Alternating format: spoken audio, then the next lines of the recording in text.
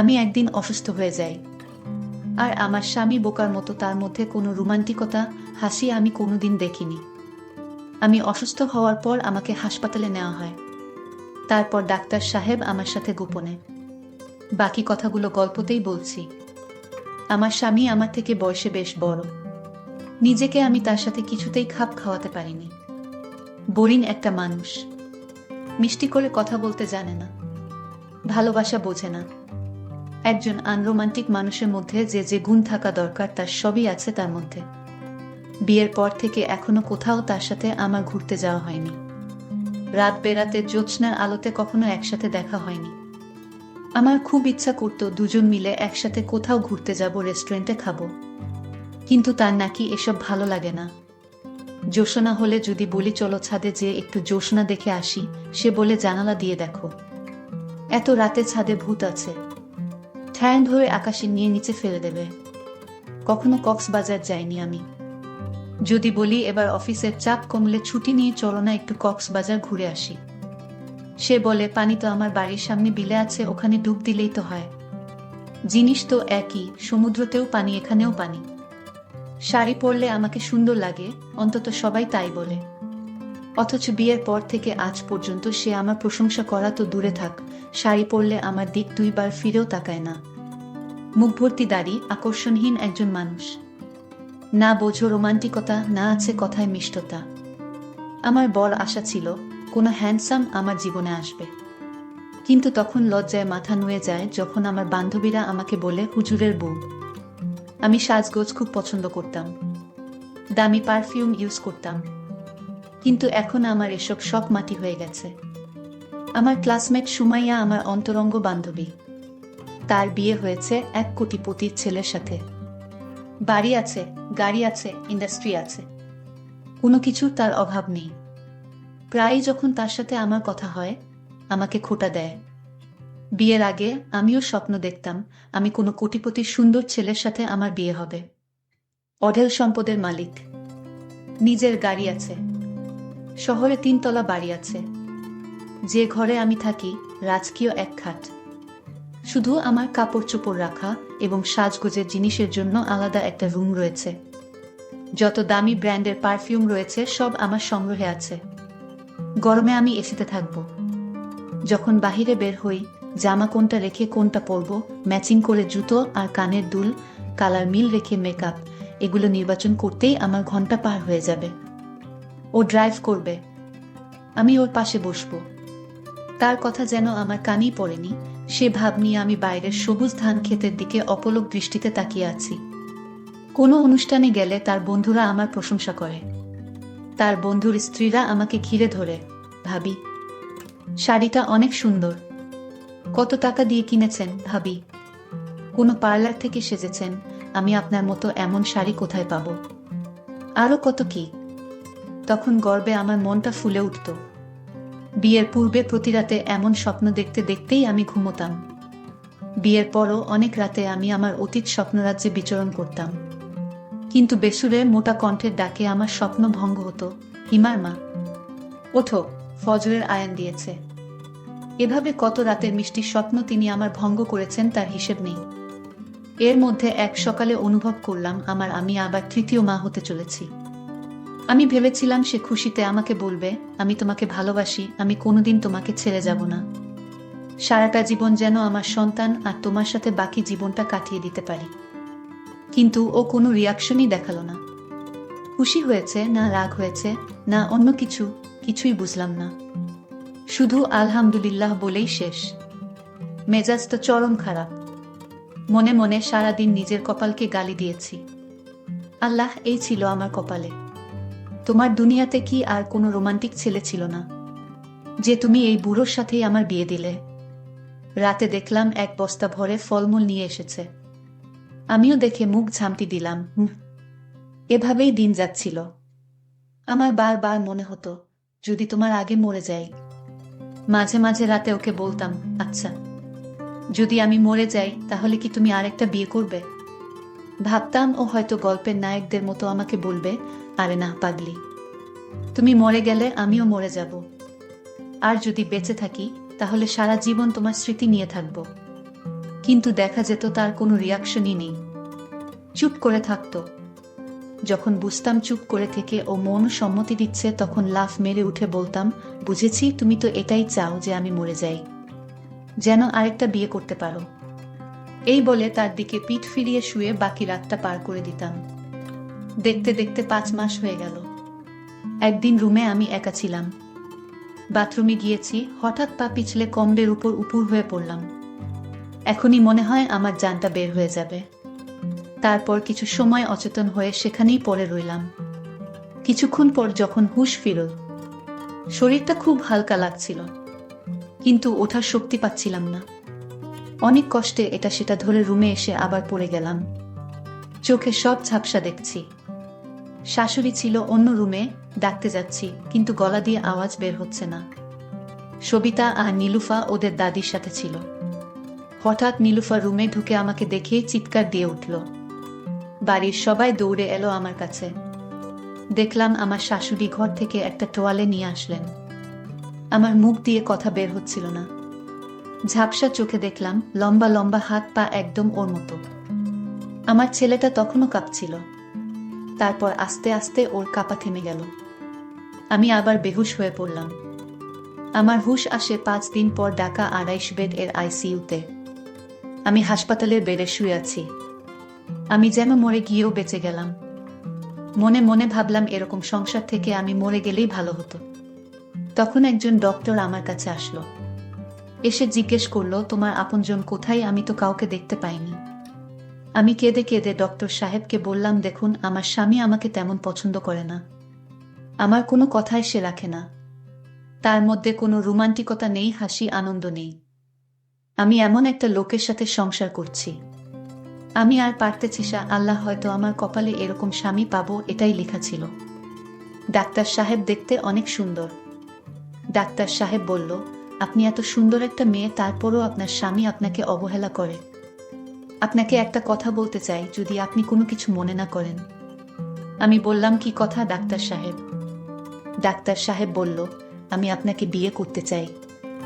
আমি বললাম, এটা কিভাবে সম্ভব? আমি একটা সাধারণ মেয়ে, আর আপনি একজন ডাক্তার, আপনার সাথে আমার বিয়ে, এটা আপনার বাবা মা মেনে নিবে? ডাক্তার বলল, সেটা আমি দেখব, আপনি রাজি থাকলে আমার মা বাবাকে আমি রাজি করাবো। আমি জানতাম না ডাক্তার সাহেব আমার মনের পরীক্ষা নিচ্ছে। আমি বললাম, আপনি ডাক্তার হতে পারেন, কিন্তু আপনাকে বিয়ে করা আমার পক্ষে সম্ভব না।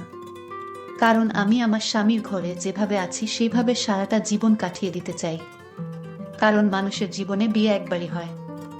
ডাক্তার সাহেব বলল, তোমার স্বামীর কি আছে? একটা ভাঙাচোরা ঘর, নাই টাকা পয়সা, আর আমার কোনো কিছুর অভাব নেই। আপনি চাইলে আমাকে নিঃসন্দেহভাবে বিয়ে করতে পারেন। ডাক্তার সাহেব আর একটা কথাও বলবেন না। আমার স্বামী হয়তো আমাকে ভালোবাসে না, আমার প্রতি তেমন একটা দেখাশোনা করে না, তাতে কি হয়েছে? আমার স্বামী আমার কাছে মহান। ডাক্তার তখন চোখের পানি ছেড়ে বলল, সত্যি তুমি একজন সত্যিকারের নারী। আমি আসলে আপনাকে বিয়ে করতে চাইনি। আপনার মনটাকে পরীক্ষা করছিলাম যে আপনি আপনার স্বামীকে কতটা ভালোবাসেন। তারপর ডাক্তার সাহেব আমাকে এমন দৃশ্য দেখালো, সেটা দেখে আমি অবাক হয়ে যাই। ডক্টর সাহেব বলতে লাগলো, আপনি ভেবেছেন আপনি অপেক্ষা করছেন, কিন্তু কেউ আপনাকে দেখতে আসে না।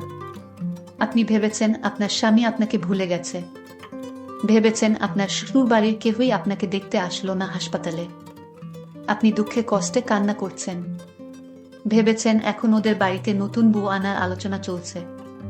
হয়তো সে পাত্রী তালাশে ব্যস্ত। আরও বিভিন্ন আজে বাজে চিন্তা আপনার মাথায় ঘুরপাক খেতে লাগল, তাই তো? তারপর দিন কেটে যায়, আপনাকে দেখতে কেউ আসে না। তারপর ডাক্তার সাহেব রাতে একজন ডিউটি নার্স চেঞ্জ করে একজন বয়স্ক মহিলাকে পাঠালেন। মহিলা নার্স এসে আমার মাথায় হাত দিয়ে বলেন, মা, আপনি ভালো আছেন? আমি মাথা নেড়ে সম্মতি জানাই। উনি বললেন, আপনাকে নিয়ে তো সবাই খুব ভয় পেয়ে গিয়েছিল। ডাক্তাররা আপনাকে অ্যাডমিট করতে চায়নি। সবাই বলছিল আপনি বড়জোর আর 3 ঘন্টার মতো বাঁচতে পারেন, তার বেশি না। আমি বললাম, কেন? উনি বললেন, আমার ডায়াবেটিস আর প্রেসার দুটোই নাকি অনেক বেশি হয়ে গিয়েছিল। শেষে ওর কাছ থেকে বন্ডসই নিয়ে তারপর আমাকে আইসিইউতে নেওয়া হয়। তিনি আমাকে বললেন, ওই লম্বা হুজুরটা মনে হয় আপনার স্বামী। লোকটা আপনার জন্য অনেক কষ্ট করেছে। আজ 4 দিন দিন রাত 24 ঘন্টা হাসপাতালে পড়ে আছে। কোনো খাবার খাচ্ছে না, যেন পাগলের মতো হয়ে গেছে। আইসিইউর বারান্দায় সারাক্ষণ বসে থাকে, একবারের জন্যেও বাসায় যায়নি। নার্সের কথা শুনতে শুনতে আমার গলা ভারী হয়ে আসছিল। প্রচণ্ড এক আবেগ যেন আমার গলা চেপে ধরছিল। তিনি বলতে লাগলেন, আমরা তো সবাই হাল ছেড়ে দিয়েছিলাম, কিন্তু উনি একবারের জন্যেও হাল ছাড়েনি। যখন এখানে আপনাকে এনেছিল উনি খুব কান্নাকাটি করছিল। আমি মনে মনে ভাবছিলাম, এই লোকটি সত্যিই কি আমার জন্য কাঁদতে পারে। তিনি বলছিলেন, আমরা তো সবাই উনার কান্না দেখে অবাক হয়ে গিয়েছিলাম। আমি একপাশে মুখ ফিরিয়ে বললাম, তাও তো আমাকে একবার দেখতে এলো না। তখন সেই নার্স আমার বাম পাশের জানালার পর্দাটা সরিয়ে দিয়ে আমাকে হাত দিয়ে ইশারা করে বললেন, ওই যে দেখেন। দেখলাম বাইরে ও উস্কোখুস্কো চুলে জানালার দিকে তাকিয়ে দাঁড়িয়ে আছে। পর্দা সরতে দেখে হাত দিয়ে ইশারা করে নার্সকে শুকরিয়া জানালো। নার্স বললেন, আইসিইউতে বাইরের কেউ আসা নিষেধ, এভাবে রোগী দেখানোও নিষেধ। কিন্তু আপনার স্বামীর অনুরোধে আমার খুব মায়া হলো। আপনার স্বামী আমার পায়ে পড়ে বলল, প্লিজ আপনি আমার দূর থেকে দেখার সুযোগ করে দিন। একথা বলে কান্নাকাটি করছিলেন। তারপর আমার খুব মায়া হলো। আপনার তো হুঁশ ছিল না এই 5 দিন। আপনার স্বামীকে আমি দেখলাম সারা রাত নামাজ পড়তেন আর কান্না করে বলতে লাগলেন, আমার স্ত্রীকে বাঁচিয়ে দাও আল্লাহ। আমি আমার জীবনে আর কোনো কিছুই চাই না। আল্লাহ, আমার স্ত্রীর প্রতি তুমি দয়া করো। আমি আপনার স্বামীর কান্না নামাজ দেখে ভাবলাম, একজন মানুষ একজন স্ত্রীকে এতটা ভালোবাসতে পারে। তিনি আমাকে খুব অনুরোধ করে বলেছিলেন যেন অন্তত আমি একবার জানালার পর্দা সরিয়ে তাকে আপনাকে দেখার সুযোগ করে দেই। আমি বলেছিলাম, পর্দা সরালেও তো দূর থেকে চেহারা দেখতে পাবেন না। তিনি বলেছিলেন, অবয়বটা দেখতে পেলেই তিনি শান্তি পাবেন। তাই প্রতিদিন আমার শিফটে আমি আসার পর কিছুক্ষণের জন্য জানালার পর্দাটি সরিয়ে দেই। তখন দেখতে পাই তিনি অপেক্ষায় আছেন। তিনি হাত নেড়ে আমাকে শুকরিয়া জানান। নার্সের কথা শুনতে শুনতে আমার বুক ফেটে যাচ্ছিল। আমি আর নিজেকে নিয়ন্ত্রণ করতে পারলাম না। হাউমাউ করে কেঁদে উঠলাম। তিনি আমাকে এতটা ভালোবাসেন। বাম দিকে কাত হয়ে ওর দিকে তাকালাম। দূর থেকে মনে হলো ও চোখ মুছছে। আর একদিন পর আমাকে রিলিজ দেয়া হলো। কি এক অজানা অনুশোচনায় আমি তার চোখের সাথে চোখ মেলাতে পারছিলাম না। বাসায় ফেরার পর সারাক্ষণ ও আমার পাশে বসে রইল। ও আমাকে খাইয়ে দিত, আমার সব কাজ করে দিত। আমার কাছে মনে হচ্ছিল আমি একটি নতুন জীবন পেয়েছি। আর এই লোকটাকে আমি ভুল বুঝেছিলাম। এরকম স্বামী পাওয়া তো ভাগ্যর ব্যাপার। রাতে যখন সবাই ঘুমিয়ে পড়ল, তখনও আমার পাশে শুয়ে আমার মাথায় হাত বুলিয়ে দিচ্ছিল। আমি বললাম, আমি মরে গেলেই ভালো হতো, আর একটা বউ পেতেন। ও আমার মুখ চেপে ধরে বলল, আর কখনো এমনটা বলবে না। তারপর আমাকে তার সাথে চেপে ধরে হাউমাউ করে কেঁদে উঠল। মনে হচ্ছিল তার চোখের জলে বালিশ ভেজে যাচ্ছে। আমার মনে হচ্ছিল তার চোখের অশ্রুগুলো আমার জীবনটা নতুন করে ধুয়ে পরিচ্ছন্ন করে দিয়েছে। আমি বাসায় ফেরার 2 দিন পর হঠাৎ সুমাইয়া ফোন দিল। ফোন রিসিভ করার পর ওপাশ থেকে তার কান্নার আওয়াজ পেলাম। বললাম, কিরে এতদিন পর, আর তুই কাঁদছিস কেন? সে বলল, 2 মাস হয় তাদের ডিভোর্স হয়ে গেছে। তাকে ডিভোর্স দিয়ে তার শিল্পপতি স্বামী তার অফিসের সুন্দরী পিএসকে বিবাহ করেছে। আসলে ভালোবাসাটা বড় অদ্ভুত। যেটাকে আমরা ভালোবাসা বলি সেটা আসলে ভালোবাসা নয়। আর যেটা ভালোবাসা সেটা আমরা অনুভব করতে পারি না। আমাদের চারপাশে অসংখ্য ভালোবাসা ছড়িয়ে আছে, কিন্তু সেটা আমরা দেখি না। আমি পূর্ণ সুস্থ হবার পর হঠাৎ তিনি রাতে বললেন, আজ পূর্ণিমা, চলো ছাদে যাই। চাঁদের আলো দুজনে বসে গল্প করি। আসলে আমরা দাড়িওয়াল ফুজুরকে বিয়ে করি না।